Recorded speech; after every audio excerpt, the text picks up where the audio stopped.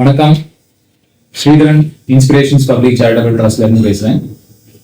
நாம இன்னைக்கு சர்வீஸ்னா என்ன, அதை எப்படி செய்யணும் அப்படிங்கிறத பத்தி ஒரு சின்ன விளக்கத்தோட பார்க்கலாம். இது சமீபத்தில் ஒரு கதை ஒன்று படித்தேன். அது என்ன ரொம்ப ஆழமா அது பாதிச்சுது. அதனால அதை உங்களோட ஷேர் பண்ணலாம் அப்படின்னு சொல்லிட்டு. இது என்ன அப்படின்னா, ராமானுஜர் அவருடைய குரு திருக்கட்சி நம்பிகள் அப்படின்னு சொல்லிட்டு, அவர் ஒரு தாழ்ந்த குலத்துல பிறந்தவர் தான். அவர் ஸ்ரீபெரும்புத்தூர்ல இருந்து காஞ்சிபுரத்துக்கு நடந்தே போய் அங்க இருக்கக்கூடிய வரதராஜ பெருமாளுக்கு சர்வீஸ் பண்றாரு.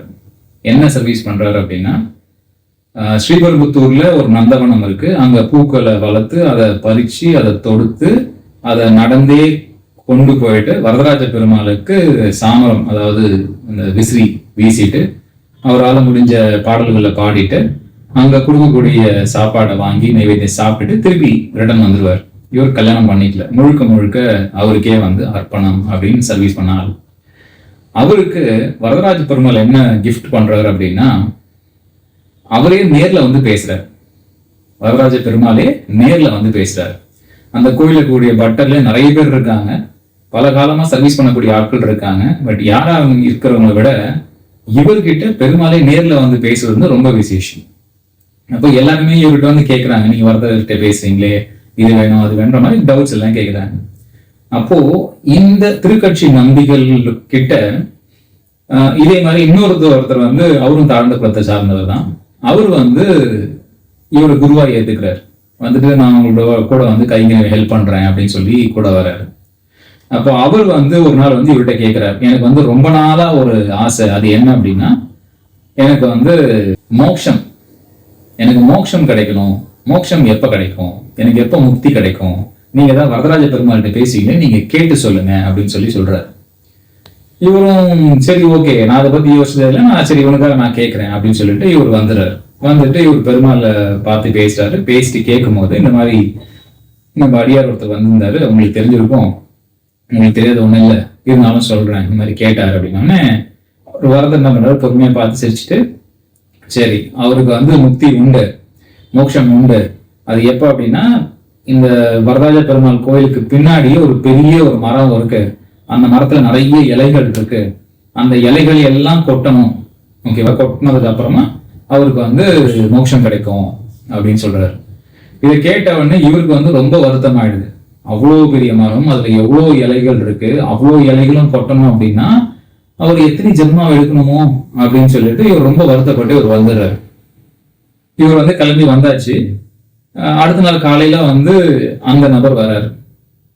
இவரும் அவரை பார்த்தோன்னே அவர்கிட்ட எப்படி இந்த விஷயத்த சொல்றதுன்னு இவருக்கு ரொம்ப கஷ்டமா இருக்கு. ஏன்னா இவ்வளவு ஜென்மா எடுக்கணுமே, இந்த ஆத்மா ரொம்ப பாவமாச்சு அப்படின்னு சொல்லிட்டு இவர் அவாய்ட் பண்ண ட்ரை பண்றாரு. பட் முடியல. அவர் இவர் பிடிச்சிட்டு என்ன ஆச்சு கேட்டீங்களா அப்படின்னோடனே இவரும் வருத்தப்பட்டு பொறுமையா சொல்றாரு, ஆமா கேட்டேன், உனக்கு முக்தி இருக்கணும்னா அது ரொம்ப சந்தோஷம். ஓகே இருக்கு, சந்தோஷம். எப்ப அப்படின்னு கேட்கும்போது இந்த மாதிரி மரம் இருக்கு, இந்த மாதிரி அதுல மரத்துல இருக்கக்கூடிய இலைகள் எல்லாம் கொட்டணும் அப்படின்னு சொல்லும் போது இவர் சந்தோஷத்துல இவர் குதிக்கிறார். சொன்னவருக்கு வருத்தமா இருக்கு, என்னப்பா இப்படி துள்ளி குதிக்கிற, நான் இவ்வளவு ஜென்மா மரம் இவ்வளவு இலை இருக்கு, இதெல்லாம் எப்ப விழுறது, நீ ஜென்மா கரைக்கிறது அப்படின்னு கேட்டும் போது அவர் சொல்றாரு, நீங்க அதுக்கு ஏன் கவலைப்படுறீங்க, ஒரு மரத்துக்குமே இலையுதிர் காலம்னு வரும். அப்ப மரத்துல கூட இலைகள்லாம் கீழே கொட்டிடும். அது இந்த வருஷமே கூட, இந்த ஜென்மாலே கூட நடக்க வாய்ப்பு இருக்கு. அப்படி இருந்துச்சுன்னா நான் இந்த ஜென்மாலேயே நான் முக்தி அடைஞ்சிருவேன். கேட்டதுக்கு ரொம்ப நன்றி அப்படின்னு சொல்லி முடிப்பார். முடிச்சவர் சும்மா இருக்கலாம்ல, இல்லாம என்ன பண்ணுவாரு, சரி நான் எனக்கு கேட்டுட்டேன், என்னோட குரு நீங்க, உங்களுடைய முக்தியை பத்தி நீங்க கேட்டிருக்கீங்களா அப்படின்னோடனே அவர் யோசிப்பார், முக்தியா நான் இதை பத்தி கேட்டதே இல்லையா அவர்கிட்ட அப்படின்னோடனே, சரி நீங்க கேட்டு சொல்லுங்க அப்படின்னு சொல்லிட்டு இவர் போயிடுவார். இப்ப இவருக்கு சும்மா இருந்தவருக்கு நோண்டி விட்ட மாதிரி இவர் ஒரே மனசுல ரொம்ப கஷ்டம், என்னடா இந்த மாதிரி ஒரு கேள்வி கேட்டாங்களே, எனக்கு இருக்குமா இல்லையா அப்படிங்கிற மாதிரி ரொம்ப வருத்தத்தோட டவுட்டோடயே போறாரு. அதே மாதிரி வரதரும் வர்றாரு. வந்த உடனே வரதர்கிட்ட கேட்கிறாரு, வரதா இந்த மாதிரி எனக்கு முக்தி இருக்கா அப்படின்னு சொல்லி கேட்கிறாரு. அப்போ வரதர் ரொம்ப ஸ்ட்ரிக்டா சொல்லிடுறாரு, உனக்கு முக்தி கிடையாது அப்படிங்கிறாரு.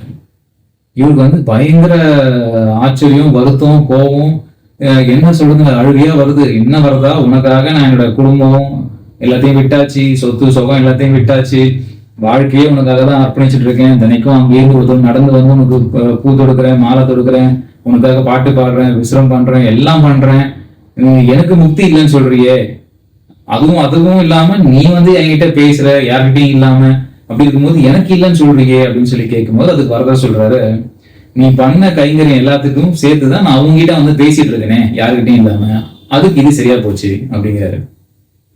இப்போ இவருக்கு வந்து இப்போ நான் என்னதான் பண்ணணும், எனக்கு முக்தினா எப்படி கிடைக்கும், எனக்கு கிடைக்கணுமே, எனக்கு வழி சொல்லு அப்படின்னு கேட்கும்போது அப்போ வரதர் சொல்றாரு, 2 வகை இருக்கு. எனக்கு நீ பண்ணது வந்து உடல் ரீதியான குளிர்ச்சி, அதாவது எனக்கு சாம்பரம் வீசின, பாட்டு பாடின, இது எல்லாமே. பட் என்னோட அகம் குளிர நீ எதுவுமே செய்யலையே அப்படின்னு சொல்லி கேட்கிறாரு. அது என்ன அகம் குளிர, என்ன பண்ணணும் அப்படின்னோடனே, என்னுடைய பக்தர், அதாவது மக்களுக்கு நீ சர்வீஸ் செஞ்சியா, மக்கள் சர்வீஸ் பண்ணாதான் உனக்கு முக்தி கிடைக்கும் அப்படின்னோடனே அவருக்கு ஒரு அப்பதான் ஞானோதயம் வருது. அவர் அதுக்கப்புறமா மக்கள் சர்வீஸும் பண்ண ஆரம்பிக்கிறார். எதுக்கு இந்த கதையை சொல்றேன் அப்படின்னா, இது சைவத்துன்னு சொல்லுவாங்க, மக்கள் சேவையே மகேசன் சேவை அப்படின்னு சொல்லிட்டு. யாரெல்லாம் வந்து மக்களுக்கு, அதாவது நீங்க வரலாறு எடுத்தாலும் கூட, வாடிய பயிரை கண்ட போதெல்லாம் வாடினேன் அப்படின்னு சொல்லி வரலாறு பாடினது உண்டு. அப்போ ஒரு பயிர் வாடுது, ஒரு மரம் நோகுது, ஒரு விலங்குகள் பசியில கஷ்டப்படுது, ஒரு மனிதன் பசியில கஷ்டப்படுறான், நோயில கஷ்டப்படுறான் அப்படின்னா, நாம அந்த உயிரினத்துக்கு, அந்த ஜீவனுக்கு, ஏன்னா நம்மளும் ஒரு ஜீவன், அதுவும் ஒரு ஜீவன், நமக்கும் உயிர் இருக்கு, அதுக்கும் உயிர் இருக்கு. அப்போ நம்மளுடைய என்ன உயிர் நமக்கு இருக்கு, நமக்கு என்ன வேல்யூ கொடுப்போமோ அதுக்கு முடிஞ்சவங்க ஈக்குவலான வேல்யூவை நம்ம சுத்தி இருக்கவங்க எல்லாருக்குமே கொடுத்து நாம உதவி செய்தால் கண்டிப்பாக எல்லோருக்குமே நல்ல வழி பிறக்கும். மோட்சம் கிடைக்குமான்ற சொல்றதுக்கு எனக்கு அருகதை கிடையாது, பட் எல்லோருக்குமே நல்ல வழி கிடைக்கும்.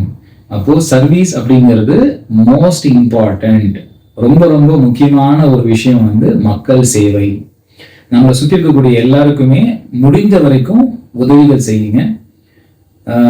உதவியும் கேட்டு வந்தாங்க அப்படின்னா உங்களால முடிஞ்ச வரைக்கும் செய்யுங்க, முடியாத பட்சத்துல யாருக்கிட்டையாவது கைட் பண்ணி விடுங்க. ஸோ அப்போ ஒரு என்ஜிஓவா இருக்கக்கூடிய நாம எப்படி இருக்கணும் அப்படின்னா, எந்த ஒரு எதிர்பார்ப்பும் இல்லாம, ஓகேங்களா, இதை பண்ணா இது கிடைக்கும் அப்படிங்கிற ஒரு எதிர்பார்ப்பு இல்லாம, மக்களுக்கு தேவை, இந்த இடத்துல ஒரு பிரச்சனை இருக்கு, நாம இறங்கி களத்துல இறங்கி வேலை செய்யணும். அப்போ இந்த மாதிரி செய்யக்கூடிய நிறைய என்ஜிஓக்கள் இருக்காங்க. அவங்களுக்கு இதை பார்க்கக்கூடிய மக்கள் நீங்க தயவு செய்து கூட போய் உதவி செய்யுங்க. நீங்க எல்லோருக்கும் உதவி செய்யணும். இந்த தீபாவளிக்கு எவ்வளவு பேருக்கு முடியுமோ அந்த அவ்வளோ பேருக்கு நீங்க வந்து அன்னதானமோ இல்ல வாழ்த்து சொல்றது. பெரியவங்க நிறைய பேர் வந்து இன்னைக்கு நிறைய பசங்கள்லாம் வந்து ஃபாரின்ல இருக்காங்க, நிறைய பேர் வந்து தாத்தா பாட்டி மட்டும்தான் வீட்டுல இருக்காங்க. அந்த மாதிரி இருக்கவங்களை வீடு தேடி போய் தனியா இருக்காங்களா, அவங்களுக்கு சாப்பிட்டீங்களா, அவங்களுக்கு என்ன வேணும்ன்றதை கேட்டு உதவி செய்தா ரொம்ப ரொம்ப நல்லதா இருக்கும். ஸோ இதை ஷேர் பண்ணணும் அப்படிங்கிறது தான் என்னுடைய தாட்டு. ஸோ பார்த்த எல்லாருக்கும் நன்றி. ஜெய் ஹிந்த்.